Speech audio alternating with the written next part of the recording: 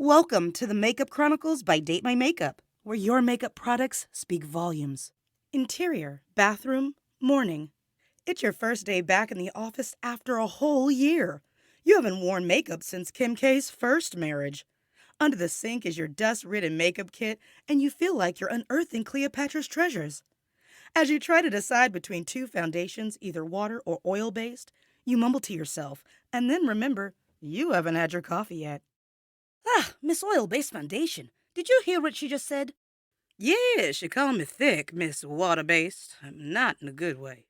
What does she expect? We're both past the expiration date. I'm starting to dry out and fall apart. My little 12 months are over faster than a TikTok trend. What about you?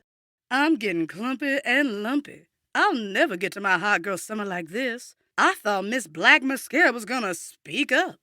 You walk back with your favorite blonde dewy coffee cup. You know, the one with the sunglasses, and set it down, and pick up the oil-based foundation, and then give it a shake. I'll just add a little water to the mix.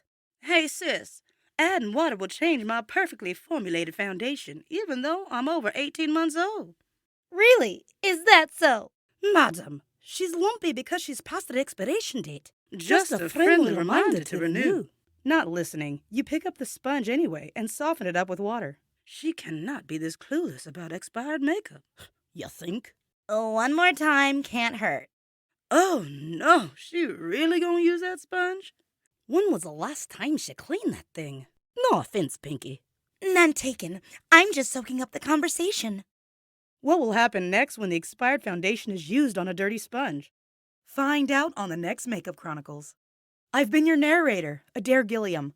Join us again on the next episode. Safe beauty to you.